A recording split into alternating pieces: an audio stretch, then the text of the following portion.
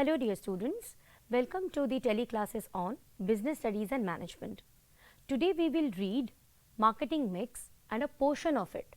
In my previous classes, we have discussed what is marketing mix and what are the various constituents or elements of marketing mix. I had covered product and now it is the time to read the second element, that is the price. So let us explore our journey on price coming under marketing mix. What is a price? It's a very important question. If I ask you what is a price, then everyone knows that every product has a price. Price is nothing but it is the exchange value in terms of money of a product or service which provides bundle of satisfaction to the customers. As we have already discussed in previous classes, that a product is nothing but it is a bundle of utilities, isn't it? So, a bundle of utilities which is produced, which can be tangible, which can be intangible, and which is manufactured or produced for the purpose of satisfying the needs and demands of the customers. And when that bundle of utility is exchanged, then that is exchanged for something in return. Now, what is that something in return? You just imagined if you go to a shop to buy 1 kg of rice. What will you pay if you don't have money? If you don't have the price for the rice, then in exchange of rice, you will give something else. But this is a pure barter system. This will make the whole transaction very cumbersome. So, what is the solution to it? The solution is monetary value given to a product. So, this monetary value is your price. Price is one of the most important elements of marketing mix. You know why? Because of all the elements, it is the price which generates revenue, income, okay, for an organization and determines its growth. Already in my previous classes, we have discussed that marketing mix has got 4 elements: product, price, place, and promotion. Now, product, place, and promotion. In order to produce a product, you need to spend money. In order to make the goods move from the place of production to the place of consumption, from the producer to the ultimate consumer, you need to spend money. And in order to create awareness about your product, in order to make the product, the information about the product available to the customers, to the general public, again you need to spend money. Then where to get the money? It is the price of the product which you once determine goes to ultimately when the product is exchanged, it goes to the customer. Customer utilizes the bundle of utility and pays back the value of that utility that it has derived, or the satisfaction it has derived from that product. So, that is why we say that it is the only element in the marketing mix which generates revenue, and it helps in the development, or it determines the growth of an organization. The term price denotes money value of a product. It represents the amount of money that customers pay to the seller to gain benefits of having or using a good or service. That means in order to utilize a product or avail a service, a customer is required to pay something to the seller, and that something is your price. So, price indicates the money value which a buyer is ready to exchange for purchase of certain goods or service.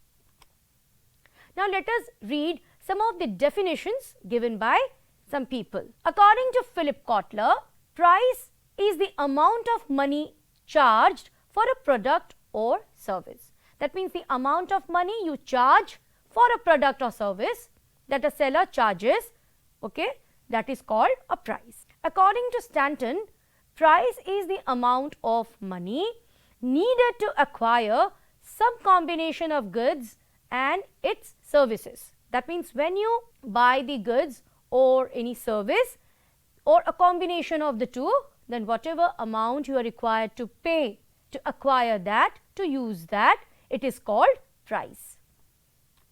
Pricing is the act of, we can say it's the act or it is the process of determining the price of a product. We say price is the exchange value and the process of determining the price is called pricing. So, pricing means the process of selecting the pricing objectives, determining the possible range of prices, developing pricing strategies, setting the final price and implementing and controlling pricing decisions. When I say pricing, it might be very easy to hear, but the process of pricing is not that easy.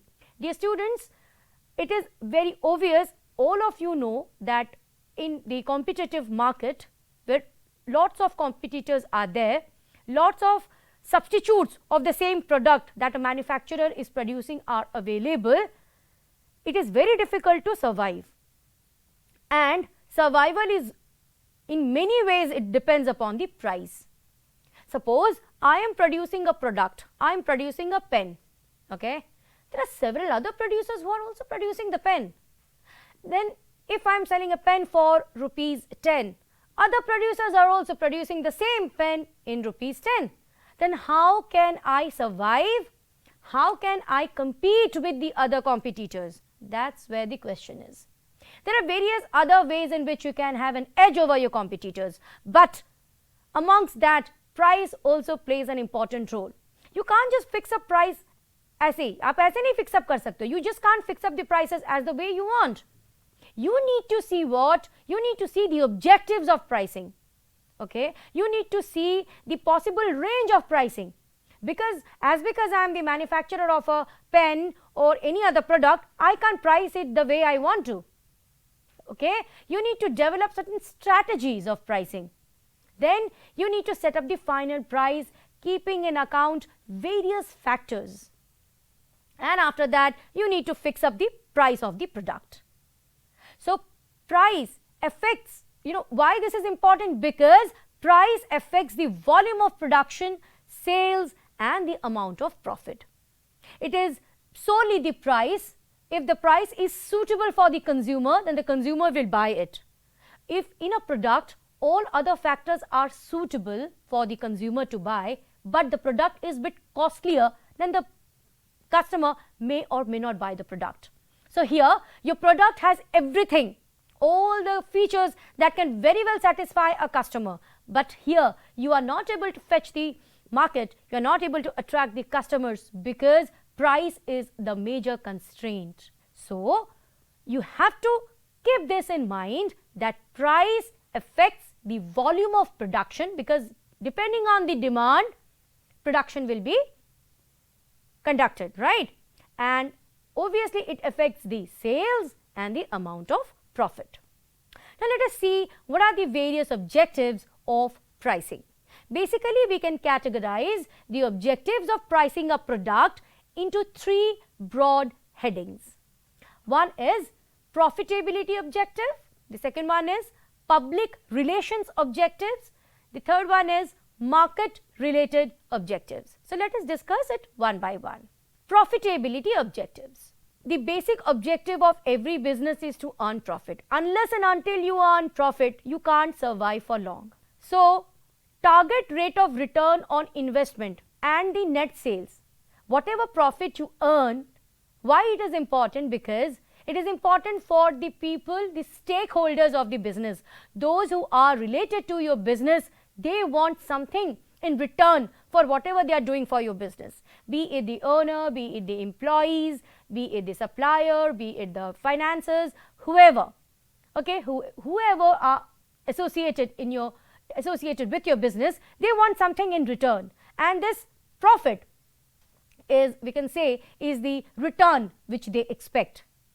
So if you want to earn a good amount of profit, accordingly you need to price your product. Okay, why is it so? Because you need to fix up the price of the product in such a way that you are able to take up your cost of production. एक चीज को बनाने के लिए कुछ cost तो इनकर होता ही है. अभी अगर मैं एक प्रोडक्ट बनाने जाऊं तो उसको बनाने के लिए मुझे कुछ ना कुछ खर्च करना ही पड़ेगा. उनमें से कुछ खर्च फिक्स्ड कॉस्ट होंगे, कुछ वेरिएबल्स होंगे. So overall total cost, whatever I am producing, I should be able to sell the product at least at that price through which I can able to take out the cost of my production. So, if I am selling a product which is over and above the cost of the production of that particular product, then I can earn profit. And the second objective is profit maximization. First of all, you want to earn the profit because you want to survive, you want to give return to the people who are associated with your business. And second one is you want to earn profit because you want to maximize it, because profit is not only required for the survival, it is also required for your growth, the growth of the business. Okay. Second one is your public relations objectives. Why public relation objectives? There are certain kind of customers are of various kinds. There are some people who want to consume a product looking at the quality, and if the quality of the product is good, it cannot be sold at a very cheap price, because in order to produce a quality product, you must have spent or you must have incurred expenses in acquiring quality raw materials, and which will be obviously of a reasonable rate. So, if you are going to make a product of a good quality, of a proper quality, definitely the rate will be varying with that of the goods which are of inferior quality. So, if at all you are charging a price which is related directly to the quality of the product, it is going to enhance your image. That means you are not charging high, you are not charging low, the prices that you are charging is somewhat it is justifiable with the quality that you produce. So, in this way it is going to enhance the goodwill of yours, the reputation of yours. Take an example of certain companies, like you take an example of Tata. Take Tata as a company. Whatever goods or the services rendered by Tata are qualitative, and they are provided at a price which are affordable. So, whenever the company is launching something, some product or any kind of service, people have a notion, already built up notion in their mind, that the price is reasonable. Why? Because the company had been producing a product, which is qualitative and charging a reasonable price. So, if your pricing strategy is of that, you are having this objective in your mind that you want to build up a good public relation, then you have to fix up the price accordingly. Then comes market related objectives. What are market related objectives? Meeting or preventing competition in the market. This is very, very important. You see, as I have already told, when I am a producer of a particular product, my substitute products are also available in the market. That means there are several competitors of mine. They are also charging some prices.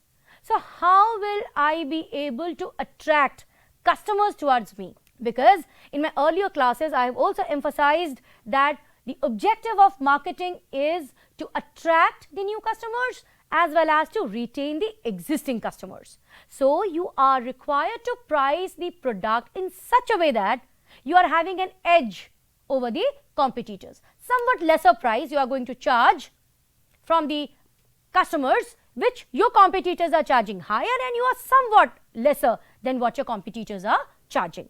So, why? Because you want to prevent competition. Okay. Then comes maintaining or improving market share. If you are selling a product which is like lesser than the competitive products available, the prices of the competitive products available, and the product is of a good quality, then definitely people will go and they will buy, they will demand your product.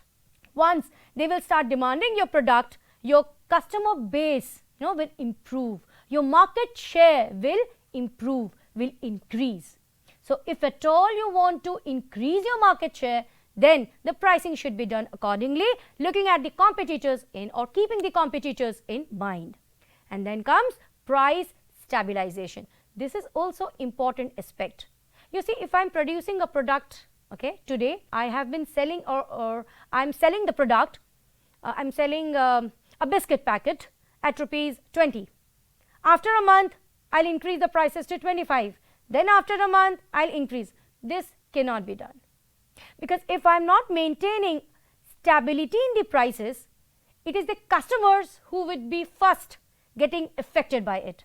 So whatever product you are producing and you're pricing, you need to price the product in such a way that all other environmental constraints, uncontrollable factors, the environmental variables that are not in your control can be taken into account.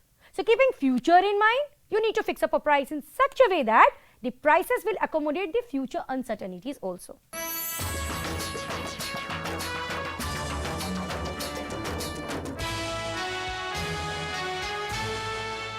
Dear students, let us now discuss the importance of pricing. We would be discussing the importance of pricing for the firms and importance of pricing to consumers. Importance of pricing for the firms. Pricing is important for the firms because to determine the firm's competitive position and market share, it is important to achieve the financial goals of the company, as I have already discussed that in order to survive and for the growth, profit is required, and profit is dependent or is affected by the pricing of a product. To determine the quantum of production, this point is also being covered by me just now. To determine the product positioning and distribution in the market, the pricing of your product, as compared to the competitor's product in the market, is going to position your product. That means if your product is sold at a reasonable rate than the competitor's product, then your product is going to be demanded by the customers. So you are going to position your product. Then for the long run survival of the firm, pricing is very, very important. Then comes importance of pricing to the consumers. Price is one of the important factors which affects the decision making. It is helpful in decision making on the part of the consumers. If two products are available, product A and product B, A being 10 rupees, B being 12 rupees, and both the quality of the product are same, then as a reasonable consumer, I will go for product A. So here pricing has helped me in taking the decision which product to choose. Help in satisfaction of needs. Different people have different choices, selection process, there may be various factors which affects them in selecting a product, price being one of the factors. Many of the people derive satisfaction from the prices, like they want to buy the product of a lower price. So it gives them satisfaction. Helps to determine the purchasing power. Purchasing power means with a given quantum of money, how much you are able to buy. If the product is of a lesser quality, then you can buy more with a given quantum of money, and if the prices of the product are too much high, then you can buy only lesser of it.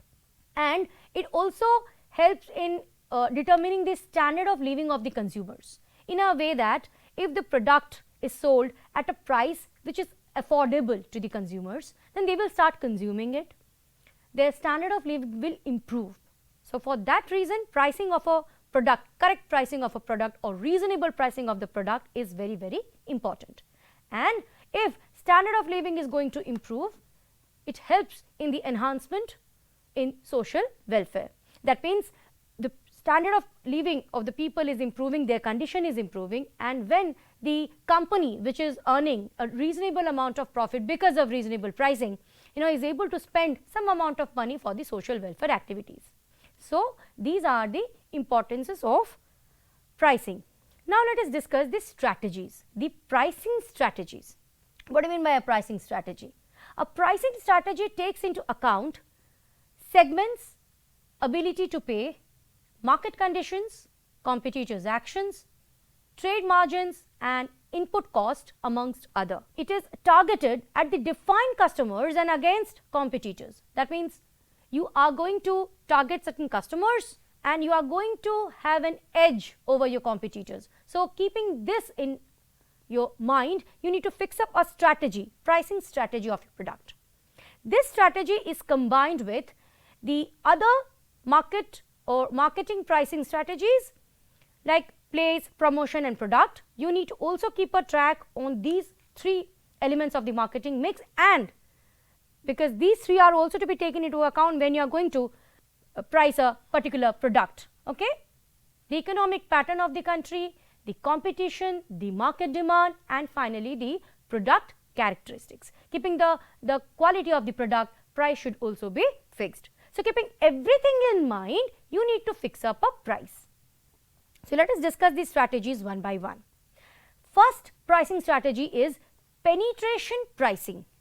Penetration मतलब अंदर घुसना, penetrate करना, अंदर घुसना. तो इस strategy का क्या मतलब है?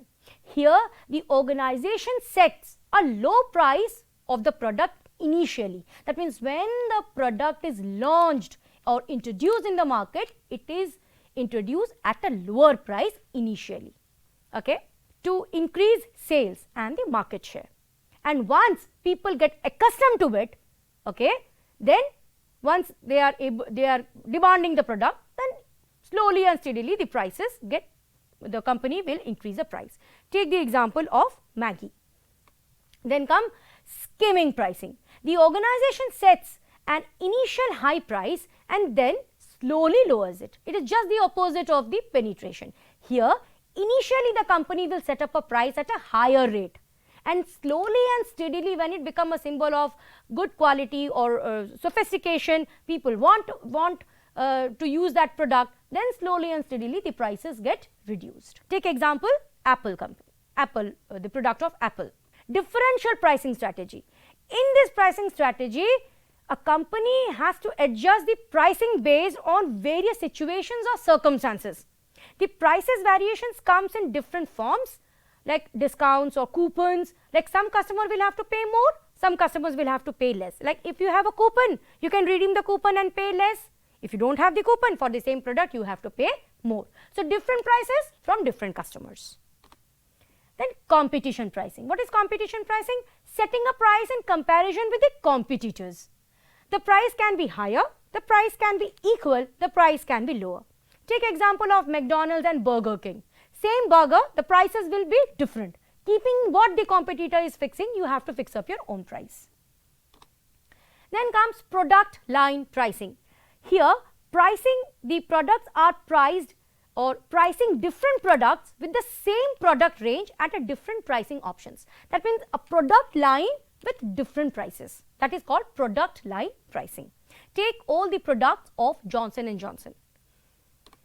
Then comes bundle pricing. What is this bundle pricing? The organization bundles a group of product together, okay, at a reduced price. The common method is buy one and get one free. Like if you go to McDonald's or you go to KFC, then a bunch of the product like a cold drink and some fries and some burger, together you get at a price, and if individually you are going to buy, that will be, the pricing will be somewhat different. Then comes psychological pricing. This is the most interesting pricing, I feel. The seller here will hitting your psychology. Like I will not say give me 100 rupees, the product is not 100 rupees, it is just 99. The product is not 1000 rupees, it is just 999. So here the seller is hitting your mind, okay. Then comes one price policy. As the name indicates, a one price policy is a strategy in which seller offers the same price to every customer, okay. With one price policy, customers cannot negotiate the price. That means if you go to buy a cold drink that the pictures of which are displayed here, okay, even if you buy a Coca-Cola or a Fanta or a Coca-Cola of a different flavor, the rate of the can will be the same. You buy whichever flavor you want to, price will not change, or you can't even negotiate कि भैया 10 का है मुझे 5 में दे दो. You can't just negotiate with the prices. Then comes promotional pricing strategies. Promotional pricing is when a seller reduces the price of a product or service just to attract. Like New Year is coming, so it's buy one or get one free, save 20% off today, or it's a Christmas Eve, come and buy and get 20% discount only for today. So this is called promotional pricing strategy. Then comes discount pricing. This is also a very interesting strategy which every customer fall a trap of. Business use discount pricing to sell low price products in high volume. This is simply, a sales, in order to increase the sales for a shorter period of time, the seller reduces the pricing. Like 70% off, 80% off, come and buy. So these are called discount pricing strategy. Now, after having this, let us discuss what are the factors which affects the pricing determination? The objectives of the organization. If your objective is to maximize the sales, whichever pricing strategy suits you, you can use it. The marketing mix. Price must complement the other elements of marketing mix. Cost. You must fix up the price of the product at such a way that the cost of production is recovered. And finally, you must fix a price in which you are having an edge over your competitors. One more element of marketing mix, that is place. In my previous classes, we have discussed two elements of marketing mix, namely product and price. Today we will discuss one more element, that is place. Now what is this place? If I say place, jagah, yeah, what it has to do with marketing mix? In the marketing mix, the process of moving the products from the producer to the intended user is called place. In other words, it is how your product is bought and where it is bought. Okay, let me ask you a simple question. When a product is produced, it is produced somewhere else, not necessarily in an area where you stay, but you consume it at a place near your doorstep. सामान जो है produce हो रहा है एक जगह, आप consume कर रहे हो अपने घर के पास, अपने घर में कंज्यूम कर रहे हो, घर के पास में जो दुकान है वहाँ से खरीद के आप उसे कंज्यूम कर रहे हो.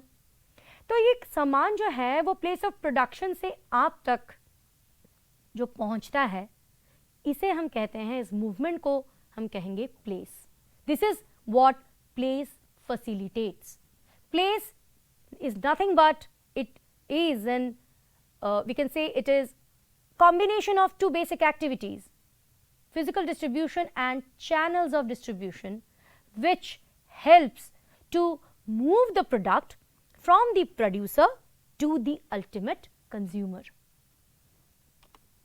It is concerned with making the goods and services available at the right place so that people can purchase the same. There are two important decisions relating to this aspect. One, regarding physical movement of goods from producer to consumer. Like good is physically moving from the producer to the consumer, okay, or the users you can say. And the second one is regarding the channels or using intermediaries in the distribution process. Like for movement of goods, you need people, and for movement of goods, you need other things also. When a producer is producing the product, he is not producing in one or two quantity, he is producing in a larger quantity. Once he is producing the product, have you ever given a thought where he is keeping all these things? So he need a warehouse. Is the producer directly contacting the customer? वो चाहे तो directly customer को contact कर सकता है, अगर चाहे तो नहीं भी कर सकता. अगर वो directly customer को contact नहीं कर रहा तो customer तक सामान कैसे पहुंच रहा है? All these things we will cover in today's class. So we would be dividing place into two broad categories. One is channel of distribution and the other one is physical movement. What is this channel of distribution? Channels of distribution smoothen the flow of goods by creating position, place and time utilities. Like you have got, let me just explain this to you. You have got the producer here, right? He is producing a product. For example, he is producing a perishable good.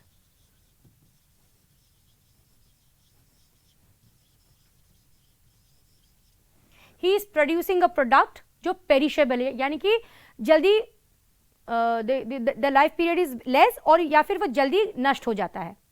दूध हो गया, fresh vegetables हो गए, ठीक है, milk products हो गया. Producer जो है उसको produce कर रहा है. Here we are.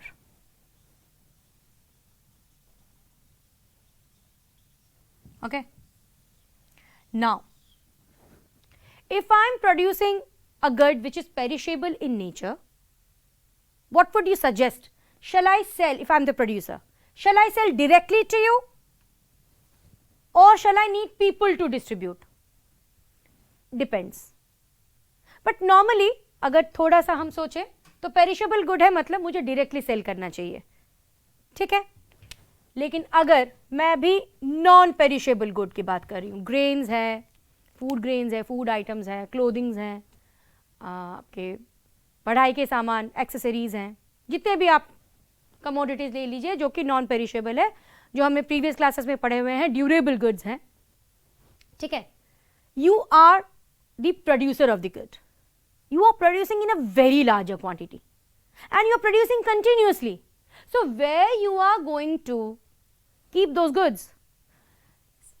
This producer is at a place which is, suppose this producer is in Jammu and Kashmir and this person is in say Kerala, okay.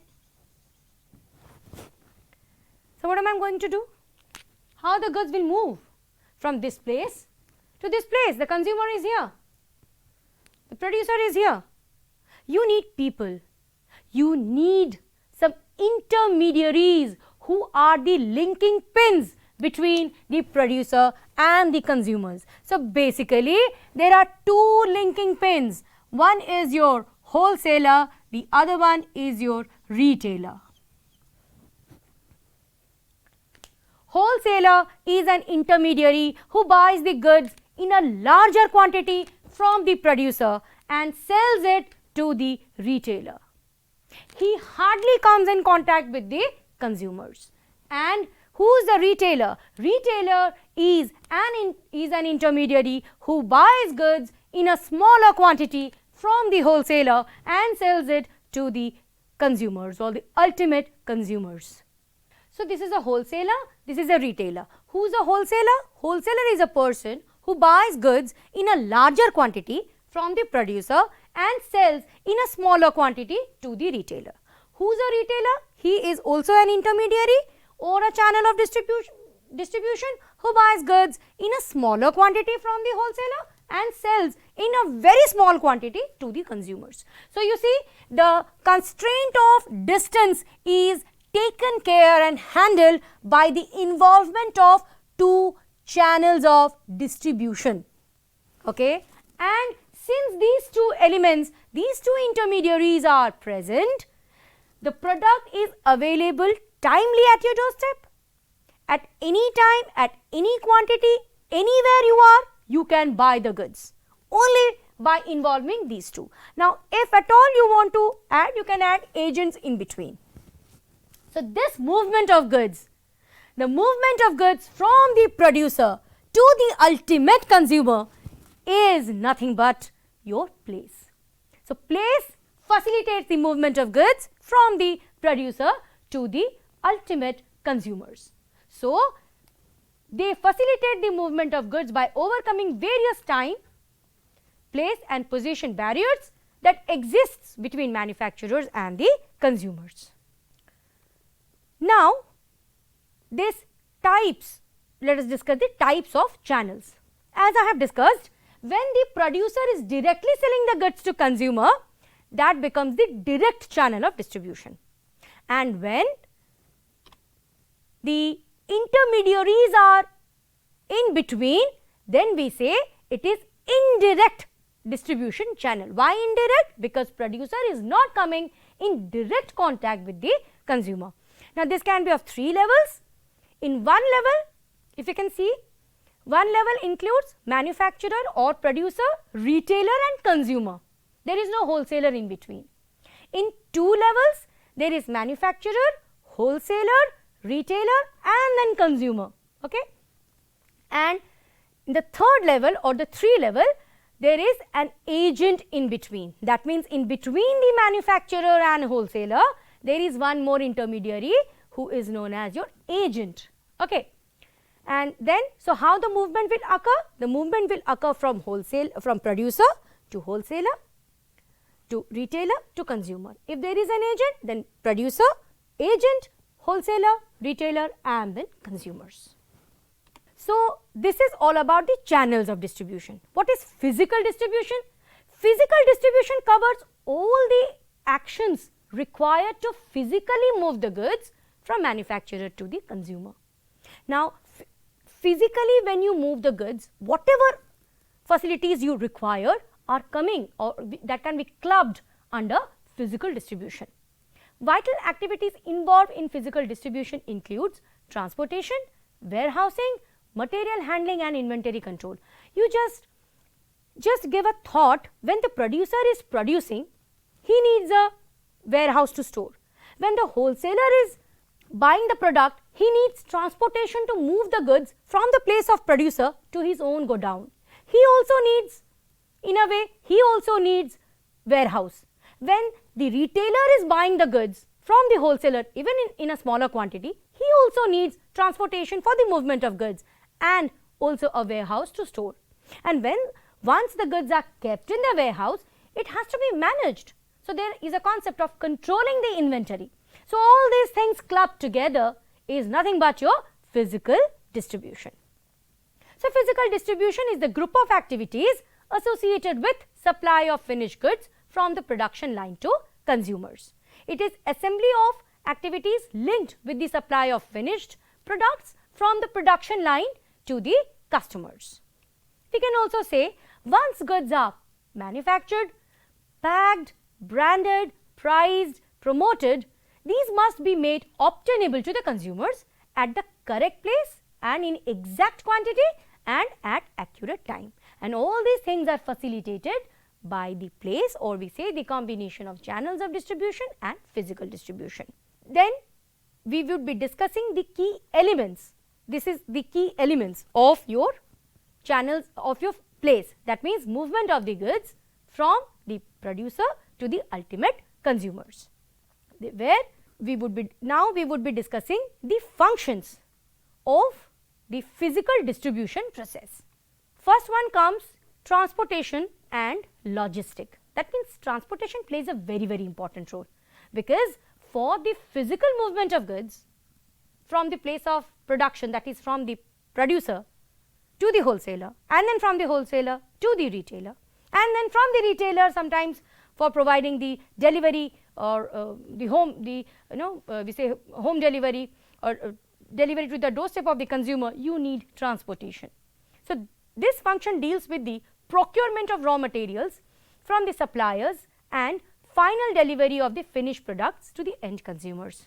The mode of transport used may depend on the type of product. Obviously, if the product is fragile, like ऐसा है कि easily टूट जाएगा, then the mode of transportation used will be different. Then if it is very much strong, then you can use different mode of transportation. Like if you are going to transport the irons or the coal, then truck is not feasible. Movement through railway is feasible. If you are going to transport glass materials made up of glass or other fragile materials, products which are made up of fragile materials, then carrying them through or transporting them through railway or truck will not be possible. Rather, using of airways will be feasible. Okay? And it also depends, the usage of the transportation also depends upon the urgency of the order. Like if the raw materials or the finished products are required to be moved today, then that mode of transportation should be used, which will help in speedy delivery of the various modes of transportation, keeping these two factors, that means the type of or the nature of the product and then the urgency of the delivery of the product to the consumer or to the intermediaries, the usage or the mode of transportation will differ. Then comes packaging. Packaging function is concerned with the type of packaging. In my previous classes, we have discussed about packaging and we have read that there are three kinds of packaging: primary, secondary and tertiary. Tertiary means in order to carry the goods in a lump sum, you want to carry the goods in a larger quantity from one place to another place, then in order to carry them, you need to you need to keep all the goods in one carton or any other box, so that transportation can be facilitated. So this is called your packaging. So packaging function is concerned with the type of packaging used for the product, depending on the type of the product and degree of protection required for these product. That means if the product is something exposure to the air or moisture can harm the product, then accordingly packaging should be made in an airtight container. So depending on the nature of the product again and the protection it requires, Like you can carry material made up of iron or steel in any modes of transportation, but carrying of materials which are fragile or which are perishable, depending upon them, packaging differs. Then comes customer service. The main function of customer service personnel is to set a standard for customer satisfaction that must be ensured while delivering the product. Many a times people buy a particular product looking at the services that is available after the sale, which is popularly known as the after sale services. So customer service also plays an important role, or which affects the decision on the part of the consumers in buying a product. So it is important, the main function of the customer service personnel is to set a standard for customer satisfaction that must be ensured while delivering a product to the consumer, and then ensuring that the standard is maintained. That means the customer service personnel will take care that once the product is delivered, the services are maintained, qualitative services are rendered to them.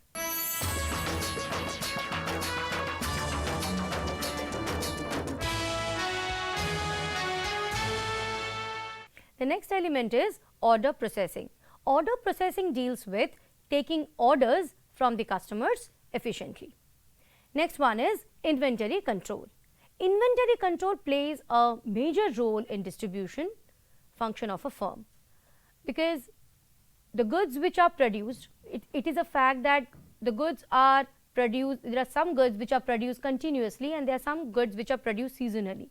Those goods or those products, the production of which is continuous in nature, are to be stored.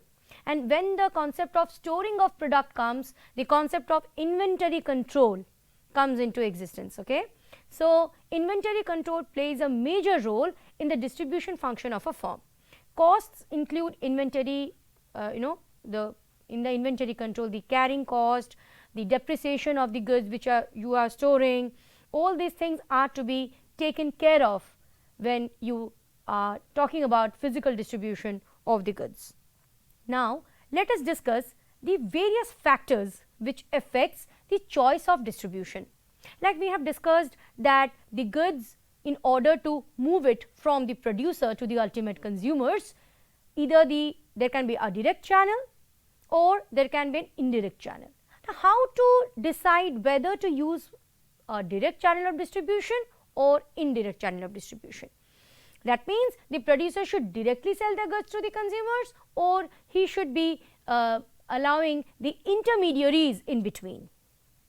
So we would be discussing, or we can divide the factors affecting the choice of distribution into 4 categories or 4 broad headings. Factors pertaining to the product, factors pertaining to the consumer or the market, factors pertaining to the middlemen, and the factors pertaining to the producer or the company. Let us discuss it one by one. Factors pertaining to the product. One is the price of the product. If the product is of a lower price, long chain of distribution is possible, because when the product you are producing is already of a cost which is comparatively higher, and you are involving wholesaler and retailer in between, then their commission will also get added up to the price of the product, and ultimately it is the consumer who will have to pay more. So साफ बात ये है, अगर product ज़्यादा costly है तो go for a short channel of distribution or direct channel, and if the price of the product is of a lower, it's lower price, then you can go for a longer channel of distribution. Perishability.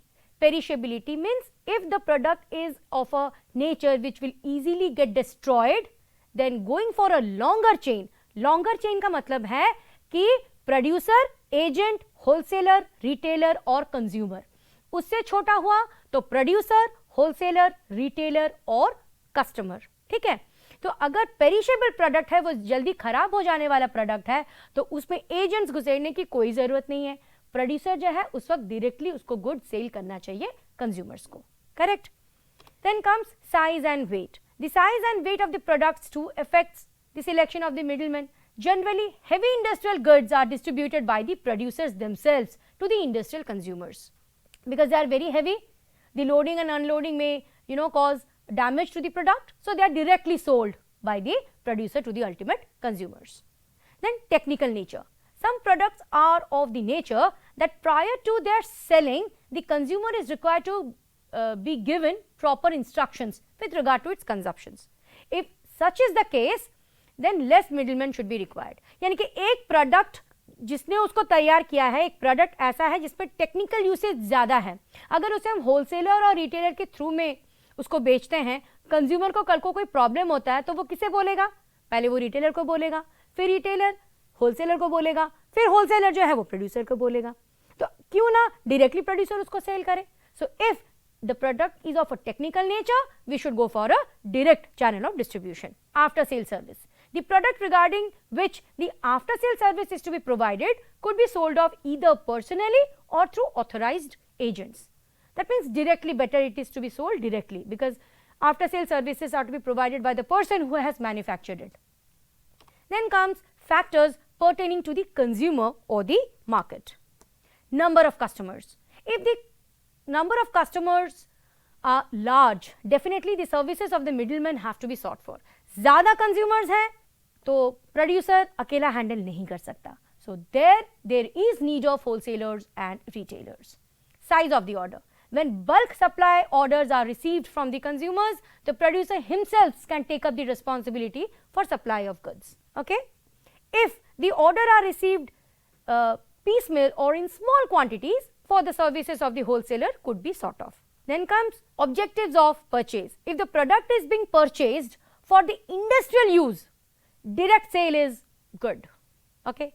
As against if the products are being purchased for general consumption. Then comes need of the credit facilities. If for the sale of any product it becomes necessary that credit should be granted to the customer, it shall be helpful for the producer that for its distribution the services of wholesalers and retailers must be there, and vice versa. Then comes factors pertaining to the middleman. Services provided by the middleman. The selection of the middleman is made keeping in view the services it provides. Then comes the attitude or the agents required the producers the attitude of the agents toward the producers policy. हर एक producer का अपना policies होता है. अगर wholesaler और retailer उस policy से agree करते हैं, then selling the goods through them is good. If not, then the producer should directly sell the goods. Then cost of channels of distribution, because the wholesalers and retailers, in between, if you add, the cost of the distribution increases. So depending on the cost, you have to decide whether you want to go for a direct or indirect. Then comes factors pertaining to producer or company. From the company's point of view, level of production. The manufacturers who are financially sound and are of larger category are able to appoint the sales representative. As against it, for the smaller manufacturer, it becomes necessary to procure the services of the wholesalers and the retailers. That means level of production बहुत ज़्यादा है. The company is financially sound, then it can go for appointing its own salesperson and distributing the goods by itself. On the contrary, if the level of production is less and the financial condition is not so good, that means he cannot recruit the agents by himself, the company cannot recruit the agents by itself, then it is better that it should go for wholesalers and retailers who would be taking up the responsibility of distribution of goods. And then financial resources of the company. From the financial point of view, the stronger company needs less middlemen, and vice versa. And the last one is managerial competence and experience. If some producer lacks in the necessary managerial experience or proficiencies, he will depend more on the middleman. It depends upon the proficiency of the producer, because apart from producing, if he is having managerial efficiency, he can go for distributing the goods by himself, or else he would take the help of the middlemen, the wholesalers and the retailers. So dear students, if we are going to sum up what we have read today is the process of flowing of the goods from the producer or manufacturer to the ultimate consumers. We read that in order to make the goods available or to move the goods from the producer to the ultimate consumers, either the producer can directly sell or he needs intermediaries. These intermediaries plays a very important role. There are two basic intermediaries. One is your wholesaler, the other one is your retailer. Wholesaler is a person who serves as a linking pin between the producer and the retailer. And retailer is again an important intermediary or channel of distribution who serves as a link between the wholesaler and the consumers. He is the person who comes in direct contact with the consumers. The place plays a very important role because of the involvement of various factors that we have read. The physical distribution, the channels of distribution, both should be taken into account in order to make the goods flow smoothly from the place of production to the place of consumption. Because we, the consumers, are sitting at our place and getting whatever we want at any point of time, at any given quantity. It is only because of this mix or this element of marketing mix, this very facility is available to us. So, I would like to conclude my session here. Thank you.